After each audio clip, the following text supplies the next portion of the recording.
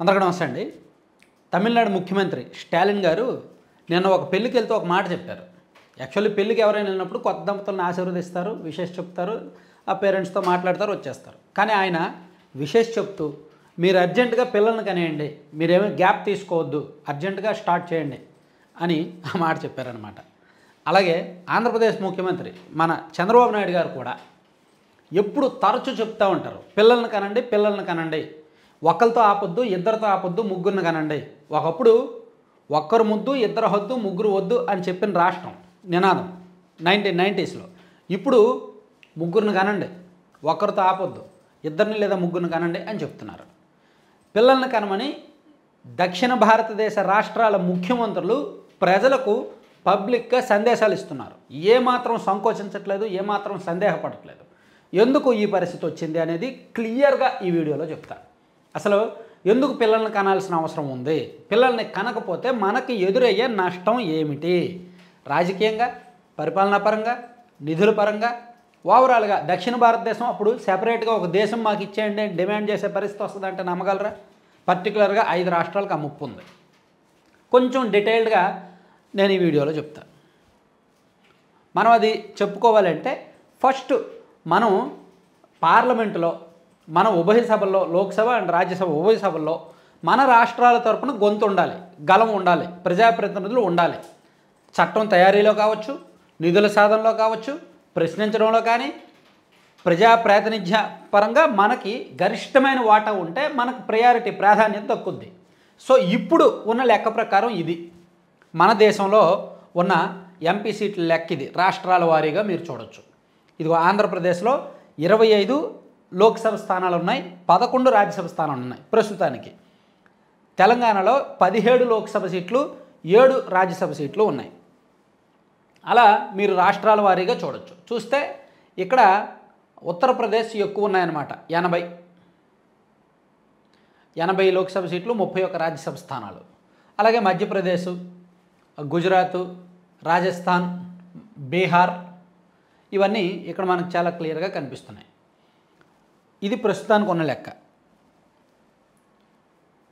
ఇక్కడ ఇంకొంచెం మనకు క్లియర్గా చూసుకుంటే ఉత్తరప్రదేశ్లో 80, బీహార్లో 40, పశ్చిమ బెంగాల్లో 42, ఒడిస్సాలో 21, తెలంగాణలో 17, ఆంధ్రప్రదేశ్లో 25, కర్ణాటకలో 28, తమిళనాడులో 39, ఇవన్నీ ప్రస్తుతం ఉన్న పార్లమెంట్ స్థానాలు. ఇందులో మీరు రాష్ట్రాల వారీగా ఏ రాష్ట్రానికి ఎక్కువ వాటా ఉంది పార్లమెంట్ స్థానాల్లో? ఉత్తరప్రదేశ్ ఎక్కువ పార్లమెంట్ స్థానాలు, 80 పైన టాప్లో ఉంది. తర్వాత మహారాష్ట్ర 48, వెస్ట్ బెంగాల్ 42, బీహార్ 40, తమిళనాడు 39, మధ్యప్రదేశ్ 29, కర్ణాటక 28, గుజరాత్ 28, రాజస్థాన్ 25, ఆంధ్రప్రదేశ్ 25, ఒడిస్సా 21, కేరళ 20, ఇలా రాష్ట్రాల వారీగా ఉన్న ఎంపీ సీట్ల లెక్క ఇది. సో ఇది కాలక్రమేణా నెక్స్ట్ ఇయర్ అంటే 2026లో బైఫర్గేషన్ జరుగుద్ది, డీలిమిటేషన్ జరుగుద్ది, అంటే నియోజకవర్గాల పునర్విభజన జరుగుద్ది. అలా జరిగినప్పుడు ఫ్రెష్గా జనాభా లెక్కల ఆధారంగా సీట్ల కేటాయింపు జరుగుద్ది. ఇప్పుడు 2021లో జనగణన జరగలేదు, ఎందుకంటే కోవిడ్ కారణంగా దాన్ని వాయిదా వేశారు. 2026లో జనగణన చేపట్టి ఆ జనగణన రిపోర్ట్స్ ఆధారంగా నియోజకవర్గాల పునర్విభజన చేపట్టడానికి కేంద్ర హోంశాఖ ప్రాథమికంగా నిర్ణయం తీసుకుంది. సో అది జరిగితే ఇది ఒకసారి మీరు యాజ్ ఆఫ్ నౌ ఇప్పుడు ఉన్న లెక్క ప్రకారం ఈ చార్ట్ మీరు చూస్తే అర్థమవుద్ది.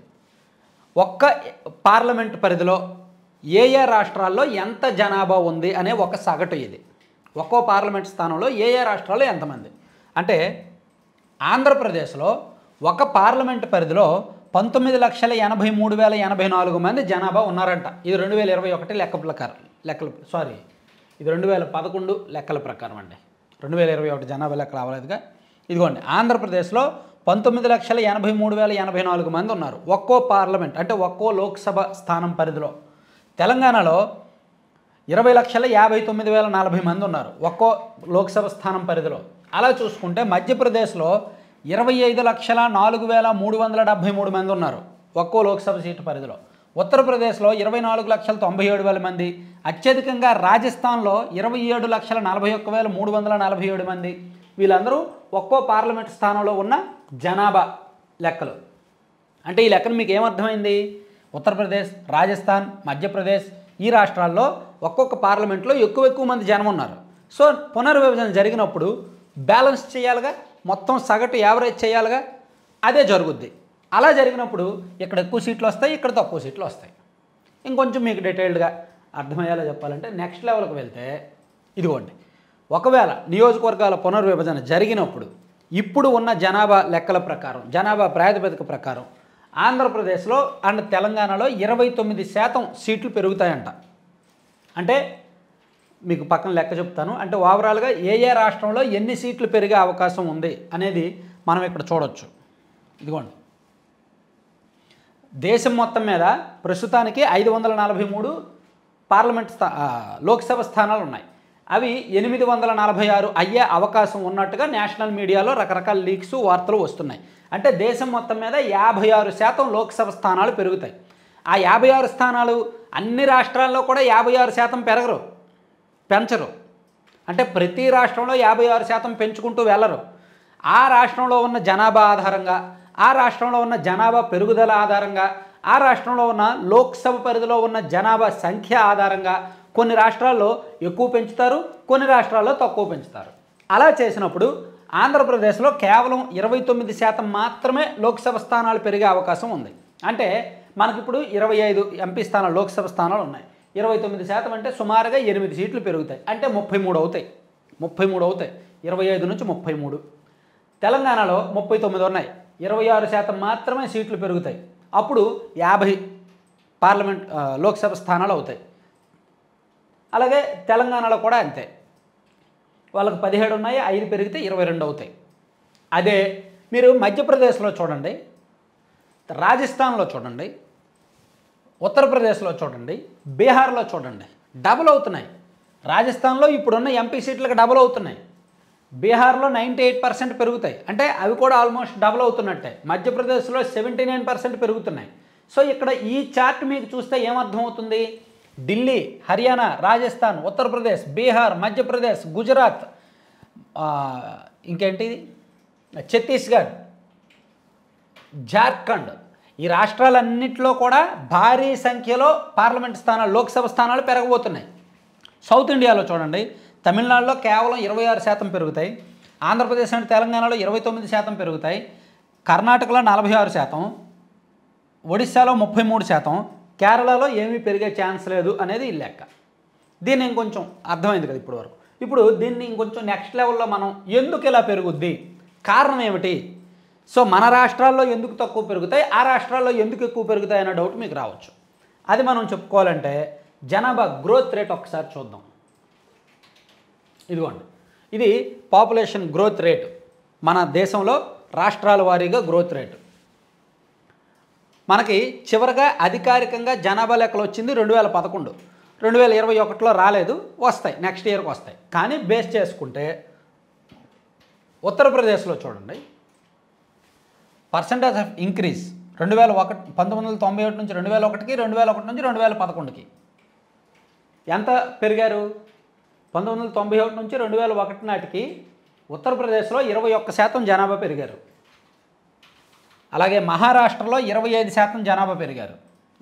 ఉత్తరప్రదేశ్లో 25% పెరిగారు, మహారాష్ట్రలో 22% పెరిగారు, బీహార్లో 28% జనాభా పెరిగారు. ఇదే చార్ట్లో చూసుకుంటే తమిళనాడులో 11% పెరిగారు. చూసారా? ఆంధ్రప్రదేశ్లో 14% పెరిగారు. ఇది జనాభా గ్రోత్ రేట్. మధ్యప్రదేశ్లో 24%, రాజస్థాన్లో 28%, కేరళలో అయితే కేవలం 9.4% పెరిగారు.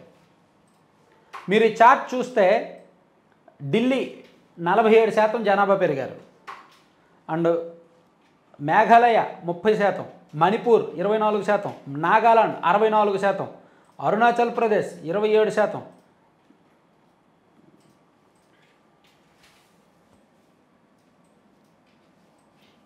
పంజాబ్ 20%. సో ఈ చార్ట్ చూస్తే మనకేమర్థమవుతుంది? దక్షిణ భారతదేశాల్లో గ్రోత్ రేట్ తక్కువ ఉంది, ఉత్తర భారతదేశంలోని రాష్ట్రాల్లో గ్రోత్ రేట్, జనాభా గ్రోత్ రేట్ ఎక్కువ ఉంది. ఇవన్నీ కూడా దీన్ని సూచిస్తున్నాయి. సో ఈ లెక్కన దక్షిణ భారతదేశంలో జనాభా నియంత్రణ పాటించారు, ఉత్తర భారతదేశంలో జనాభా నియంత్రణ పాటించలేదు. ఆ కారణంగా ఇప్పుడు 2026లో లోక్సభ స్థానాల పునర్విభజన జరిగినప్పుడు అక్కడ జనాభా ఆధారంగా పునర్విభజన చేస్తారు కాబట్టి సో అక్కడ వాళ్ళు ఇచ్చిన ఒక అంచనా ప్రకారం చాలా దారుణంగా ఉండబోతోంది లెక్క. ఇదిగోండి, ఇదేదో ఒక నేషనల్ మీడియాలో అంచనా వేశారు. ఓన్లీ ఉత్తరప్రదేశ్ అండ్ బీహార్లోనే 222 పార్లమెంట్ స్థానాలు, లోక్సభ స్థానాలు ఉంటాయంట. ఓన్లీ ఉత్తరప్రదేశ్ అండ్ బీహార్లోనే 222.